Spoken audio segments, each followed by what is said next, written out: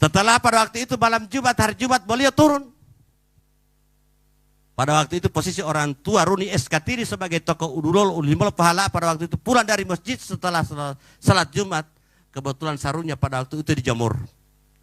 Setelah tidur orang tua saya perempuan, ibu saya membangunkan orang tua saya. Timate merani oleh baginda lalahe itu ada elemu. Bangui. Bangunlah orang tua saya pada waktu itu. Dan ini cerita orang tua saya, bukan cerita orang lain. Dan masih banyak kakak saya hadir, masih hidup.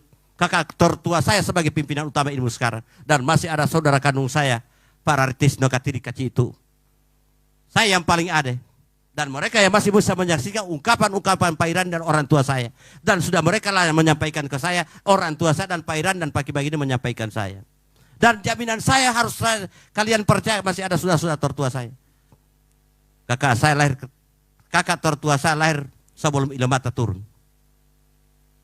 Di sini. Itu perlu saya jelaskan. Nah, di situ dibangunkan oleh ibu saya, bapak saya. Bangunlah beliau membicarakan persoalan ini. Mawalul wali alemu. Kebetulan pada waktu itu mereka turun disertai dengan ujian dan cobaan dan petunjuk oleh Allah mereka lewati. Disitulah beliau mengatakan, apabila ada kayu-kayu yang tidak bersujud untuk kita atau yang melawan akal, itu gini kau petik. Petik. Selama perjalanan mereka dari Sapua sampai ke Talimelita mendapat 44 macam kayu. Tangkai kayu. Tanpa daunnya. Dan 44 itu tidak ada yang tahu. Cuma hanya menerima sejarah yang tahu. Kenapa orang tua saya yang tahu dibilang ke orang lain? Berarti anaknya yang tahu. Itu betul. Dan itu saya bisa jamin. Kalau tidak percaya, nanti saya kasih tunjuk daun-daunnya. Itu. Perlu diingat. Saya masih hidup itu. Masih ada orang tua saya yang menyampaikan itu. Nah, pada waktu itu dibangunkan oleh ibu saya. Mereka membawa, dia dipertanyakan, wallahi delalinu tetasi, apa yang kalian bawa di tas ini? Utie tangol ayu pakai ini kayu yang tidak bersujud pada paliran yang sementara turun ke Talimelita untuk ketemu bapak. Desi yang 44 beliau turun pada waktu itu 44 macam kayu yang tidak bersujud sama Pak Irani. Itu yang dipetik oleh orang tua, oleh Pak Kibagino. Dan tangkainya dibawa ke rumah saya, dibawa di hadapan Pak Kikiruni pada waktu itu adalah orang tua saya. Setelah dibuka di meja pada waktu itu, kebetulan pada waktu itu agak terang juga matahari karena kebetulan orang tua saya dari masjid. Biasanya orang tua itu dari keluar itu tetap pakai aja telah dijemur. Sarungnya dari masjid itu dijemur. Di alias tepantangan di tempat jemuran. Setelah beliau berbicara pada waktu itu, wanu odita karena kebetulan tiba-tiba berbicara mendung, pertanda hujan turun. Sarung diangkat oleh ibu saya. Kebetulan ibu saya mengangkat sarungnya orang tua saya. Ibu saya berteriak, sudah ikut dari mana kau dari masjid ini? Dianggap hutan tidak. Kenapa? Sarungmu terbungkus dengan daun bermacam-macam daun di sarungmu. Kebetulan pada waktu itu, Pak Idrus, pada waktu itu, pemirsa, nanti orang tua saya sendiri. Beliau pakai Kiruni yang datang melepas sarungnya sementara di tempat jemuran. Di tempat jemuran ini sarungnya beliau itu terbungkus dengan daun yang 44 macam juga. Setelah itu nanti orang tua saya membuka pada itu Bung Roro. Dia buka semua tangkai-tangkai kayu atau ranting-ranting kayu yang sudah terpapar di atas meja. Begitu ungkapan orang tua saya, ini daunnya. Dicocokkan dengan ini. Dan silakan kalian berdua cium apakah harumnya sama atau tidak. Pak Ridari dengan Pak Kibagino pada waktu itu mencium. Oleh betul Pak Kiki utiama empang elio. Tanggulio walau dia tanggulio. Apa namanya? Ini namanya. Itu. Begitu seterusnya cukup tadi 44 macam. Tangkai dan rantingnya dibawa kembali oleh Pak Kibagino dan daunnya karena orang tua yang menerima itu ada sama kita juga. Kenapa sama orang lain? Itu Bung Roro. Itu. Itu yang 44 macam daun. Ini bukan hoax. Kenapa kok tertua saya? yang pimpinan utama ilmu Ilomata di Pacimaniko. Dia yang lebih tahu juga. Itu. Dan saya berani bicara karena masih ada kakak-kakak saya yang tertua. Itu kan. Dan saya juga diamanatkan seperti itu. Nah, beliau turun Pak Idrus. Menyatakan pada waktu itu, di tahun 57 pada waktu itu, ada salah satu musibah turun di Talimedito dan sekitar Telaga dengan Limpoto. Terjadilah penyakit yang sulit untuk diobati. Yaitu yang dikatakan atas bawah katanya. Talimedito dengan Hutua ini hampir tidak penghuni lagi Pak Idrus pada waktu tahun 57. Tahun 57 itu. Nah, mempercayakan pada hal itu. Terjadi Pak Irani pada waktu itu turun. Ketemu dari seorang keluarga dekat beliau yaitu Tipa Bawali, Bali Pahuji. Dengan begitu ratusan masyarakat yang sudah meninggal. Dengan adanya wabah ini diperintahkan diperintahkan ini Bali Pahuji mengambil satu bahan untuk bisa mengobati orang, hanya itu yang bisa untuk dia bisa lakukan. Belum kepanjang pada waktu itu Pak Idrus. Saya tahu bahannya apa, nanti saya kasih tahu. Apa yang perlu disebut dan tidak perlu diuangkan ini. Dan bahannya mudah diambil dan bisa dibuktikan. Iya, bahannya mudah diambil dan bisa dibuktikan. Kalau ada orang sakit sekarang, sementara saya bicara saya buktikan. Baru bahan itu. Ini bukan cerita, ini saya jamin. Wan diambil hotu mela mau dalawati ali paki bagino oli wali paki kiruni wali Bali Pahuji wali Karani uti tanggulala teh imbul Ilomata kalau tidak jadi. Karena saya yakin dan percaya di situ. Nah, terjadilah pengobatan. Jadi ketua kelompok waktu itu yang memimpin pengobatan secara massal itu di Bali Pahuji. Orang Talimedito juga masih ikatan kekeluargaan kita. Dia yang memimpin kelompok pada waktu itu. Orang yang diobati dalam keadaan posisi kondisinya yang sudah lemah begitu bangun, orang yang diobati itu orang yang mengobati orang lain. Karena tidak mampu pada waktu itu Pak Idrus, Pak Bali Pahuji tidak mampu Bung Roro. Sampai terakhir itu saya tidak tertolong pada waktu istrinya daripada sepupu saya apa yang ada di Hutua itu. Terlambat karena susah karena di sini sudah Talimedito sudah berbau busuk, tidak ada yang tidak. Memang sempat dikubur tapi agak terlambat. Itu perjalanannya turunnya Pak Irani. Tapi pada sudah terjadi proses itu banyak ada juga terjadi. Malah diobati juga ada yang menantang.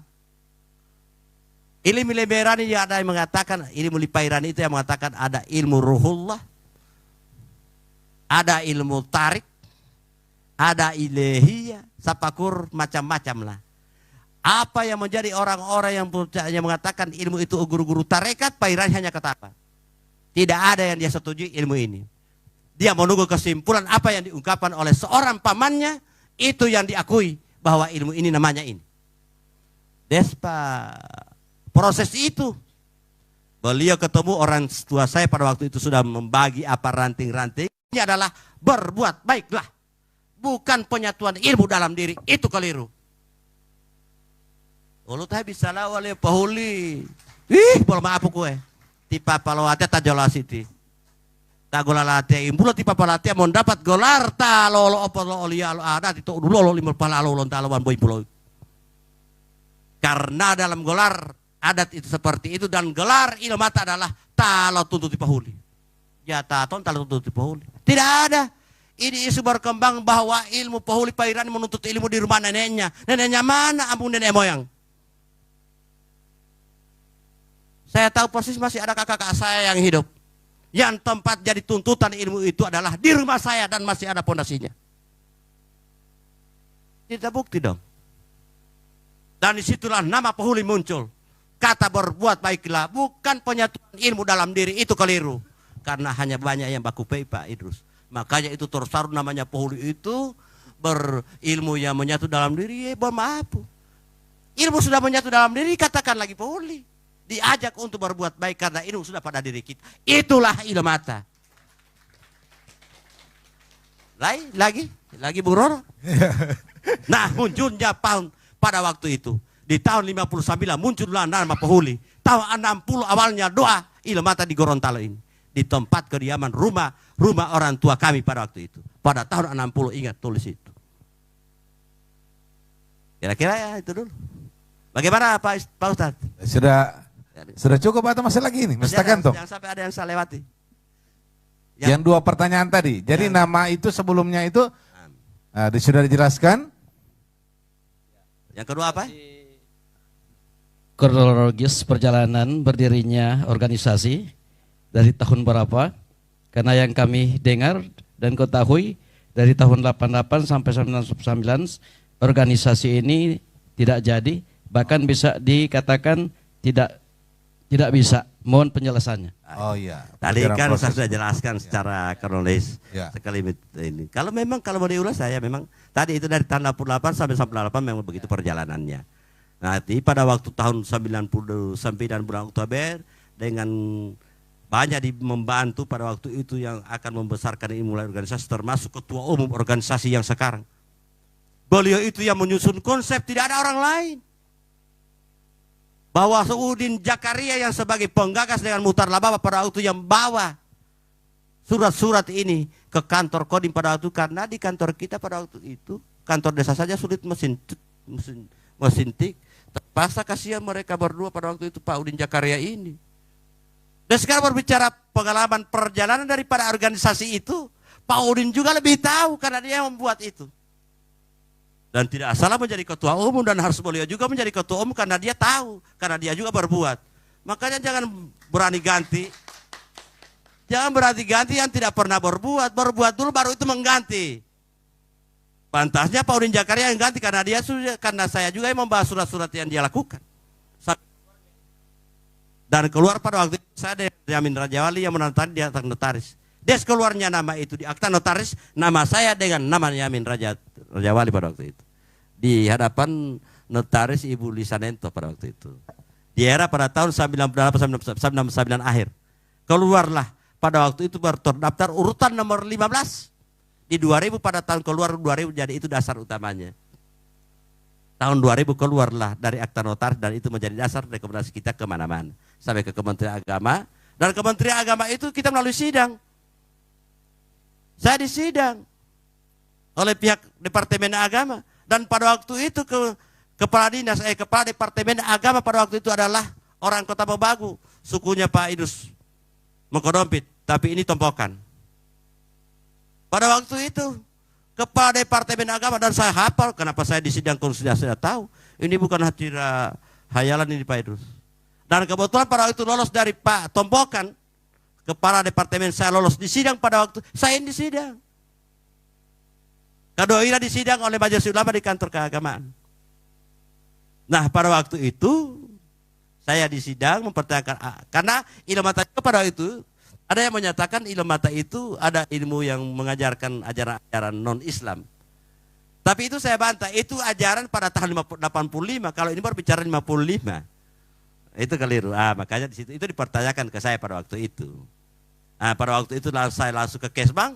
Kebetulan kepala Kesbangnya juga orang Kota Mobagu. Mungkin Pak Idrus ini sudah bertanya-tanya kepada Pak Tompokan dengan Pak Manaing karena orang Kota Mobagu karena pantas paham tentang organisasi.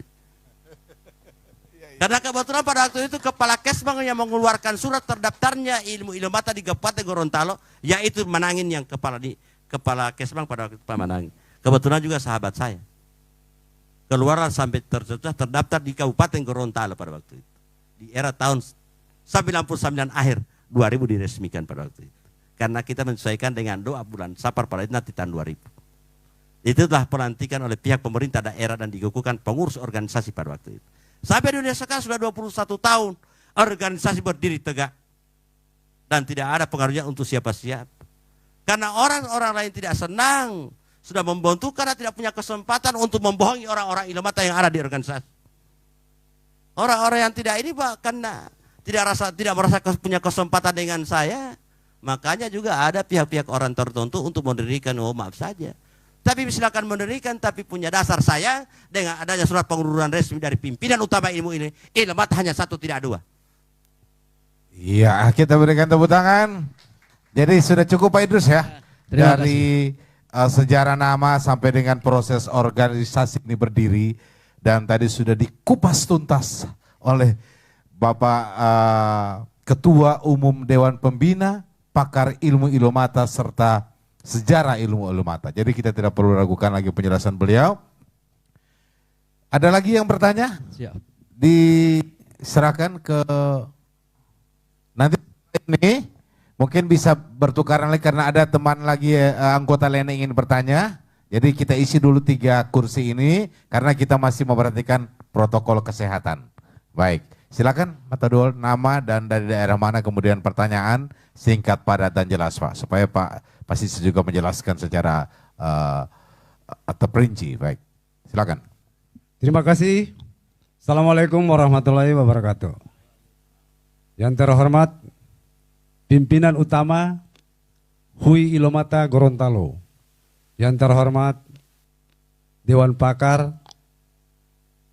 Yang terhormat pimpinan atau ketua umum organisasi Hui Ilomata Gorontalo. Baiklah, saya perkenalkan nama saya.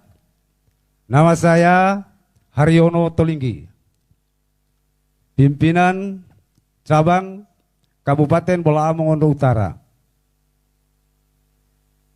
Saya lanjut dari pertanyaan saya.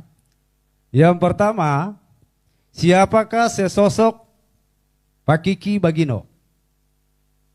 Dan pertanyaan saya yang kedua, ilmu ini tentu saja mempunyai sanad.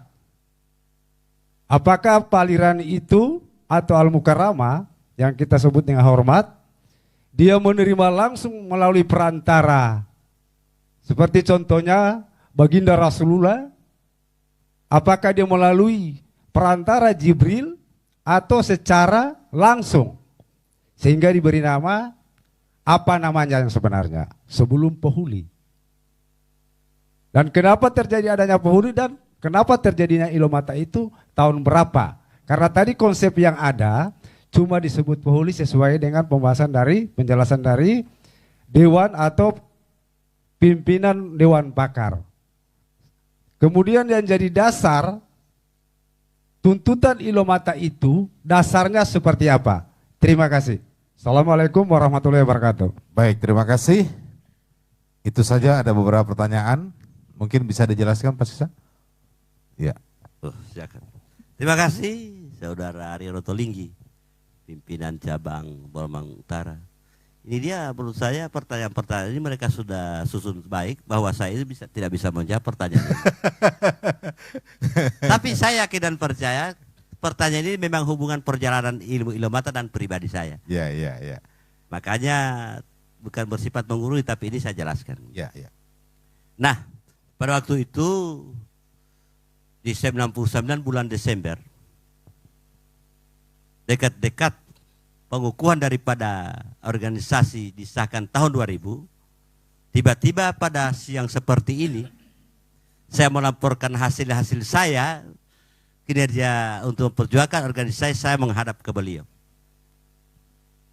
Untuk menghadap beliau ini, tiba-tiba saya menjelaskan sudah terterimanya di akta notaris ini. Ada ART, ada satu lagi. Saya merasa bangga, dia bilang. Bukan itu dulu, jangan dulu bangga kau. Dia senangi, masih ada satu tugas yang akan kuperintahkan sama kamu. Sedangkan doa kau bisa mengaku bahwa doa ini tahun akan datang ini, di tahun ini 2000 ini, boleh kau hadirkan di hadapan kita semua. Nah, lagi satu yang menjadi pertanyaan, apakah kau bisa melakukan hal ini? Saya perintahkan. Masih itu masih perintah guru, apapun saya lakukan, penting yang baik. Kalau tahu jelek saya lawan. Iya. Wande mo piauti kakak boleh toton, to dalam hutan masalawati ya. Bo moleto, boleh to tuliu, boleh to hulugan jeta atau lati ya. Saya berani bicara itu. Apa pertanyaannya? Apa perintahnya Pak Irani? Pertanyaannya, perintahnya, coba kau cari seorang sosok namanya Bagino yang berada di Sapua pada waktu itu, di dalam Maya. Pada waktu itu saya mempertanyakan, mau nanti pagi-pagi, saya pertanyakan apa dia? Sedang Makanya Tikarani tidak ada yang lain-lain. Saya membantah. Kalau berbicara masalah tuntutan, orang tua saya yang menuntut ilmu. Tidak lain dari itu. Dan langgulah ilmi tapahuli betit. Saya punya orang tua, kenapa lagi Pak Kiki Palirani menyuruh saya untuk mencari seorang sosok Pak Kiki Bagino. Begini jalan ceritanya. Kalau aku yang misalnya saya menceritakan ilmu ini seolah-olah saya membanggakan ilmu yang saya terima dari Allah. Kenapa? Kalau Te Bagino yang menyampaikan, menjelaskan ilmu turunnya perjalanan ilmu, itu bukan cerita bohong. Karena dia yang menyaksikan sebagai ilmu yang kita terima beliau yang di hadapan kita. Karena beliau adalah sahabat dekat kita, seguguk dengan kita. Desmo Allah Ta'ala, oh telah tuhutai ilmi ilo mata beti, Te Bagino uti wajal onto, wabalol limo. Makanya, kalau begitu, sabar penjelasan sedikitnya saya sudah setengah berdiri. Seolah-olah bohele-hele. Sudah bernafsu bahwa ini yang saya tunggu-tunggu. Karena sejarah ini pernah disentil oleh orang tua saya. Dan ini masih bersifat rahasia. Dengan ini yang dituntut, apapun kendalanya pada waktu itu. Berbagai macam halangan saya. Berapa kali saya menghadap beliau. 5 kali, baru 4 kali saya ketemu belum bisa berbicara. Kelima kali bertemu entah di mana. Dan berhadapan dan saksinya ada. Itu. Pada waktu itu saya berapa kali pulang balik. Saya ketemu beliau di hari Minggu di Pasar Dulamaya pada waktu itu. Setelah saya bertanya, kebetulan ada yang sebirman kampung saya pada waktu itu baku tahu dengan saya langsung ke rumah dua susunnya beliau, anaknya mantan kepala desa Dulamaya. Mau ada elita ya. Mau ada di Paki Bagina, di Paki Bagina timah beliau ada meholo-holo. Karena yang saya cari saya tidak tahu. Beliau diundang. Yang menunjuk pada waktu itu saya di rumahnya kamani ibu. Anaknya mantan ayahanda Dulamaya pada waktu itu. Oleh mati Paki Bagina beliau ada meholo atau tibawa. Dia mali kamani mula undang yop main. Begitu dia naik dan itu langsung bersalaman dan bersalawat dengan saya. Dipertanyakan pertama adalah, Tikarani sesehati pasisa. Langsung nama saya dicumu. Kenapa dia tahu? Sedangkan beliau saya tidak tahu. Boleh maaf pasti saya waktu dia mau taruh bunga alipaki kitipa panto. Sedangkan dia tidak, saya tidak tahu. Kenapa dia tahu? Oh dia tahu ini. Karena beliau saya ditunjuk untuk mencari beliau, dia memegang rahasia ilmu turun yang Palirani terima. Tidak ada yang lain. Ini saya dengar ada yang mencari-cari, sudah ada yang dari nggak ada apa ini. Kalau seandainya juga ini menjadi ilmu warisan dari anak dan cucunya, bukan saya yang diperintahkan oleh Pairani untuk mencari sosok seorang Paki Bagino untuk mencari kebenaran daripada ilmu turunnya, ilmu yang diterima oleh Pairani. Ilmu apa Pak Salim? Dan Pak Salim dia sombong ya Allah. Maaf saja, temu Pak Kahayar. Boleh Bung Roro saya. Nah, pada waktu itu perintah beliau kalau apabila ketemu oleh Paki Bagino ya usaha me pepetalu ame lau atau tahun 2000 piloka kuam muti. Wan piloka kuam tahun 2002 abdi mau izin lihat rekomendasi dari pemerintah ia oleh pepahadirium Te Bagino yang berpisah ke kita pada waktu itu. Kita hijrahkan beliau dari tahun 1963, kita hijrahkan dia ke beliau ke Bibi Yahudi Tolabanu. Lepo hijrah lihat ti Paki Bagino ti perintah likarani tolai pemak Dulamaya. Wah dia boleh posisi talus lo ilo mata beti. Wah nomor sini tal dalam ilo mata beti tebala-bala beti boleh jangan boleh hune memual. Itu jaminannya dan kau sebagai pemegang rahasia ini. Adita. Ti Paki Bagino jalan sakusi beti hulu ngartade dulu impulau itu. Tidak ada berbicara langit terbelah dua. Sejarah siapa ini? Makanya saya anggap keliru bahwa orang kali molion mesti tali molion itu. Dan saya berusaha dan ini saya balas dan ini saya jelaskan. Mudah-mudahan uti melama uti langa aku buru mengolioti. Karena di Ilemata diajak berbicara mau tuntuti mau tidak percaya benar jauh keungo. Jakarangan dan bukan hoax. Jangan hanya berbicara ilmu hanya halusinasi. Wah bangil uti hati-hati. Dan ini sampai dunia sekarang terjadi. Sudah ada perubahan-perubahan kata-kata pedoman Lipairani. Ini orang pertanda pengkhianat dari para ilmu mata. Tapi kita percayalah. Itu perubahan Ilomata sudah diganti. Ini konsep lipairani patah apa bisa lain milikarani.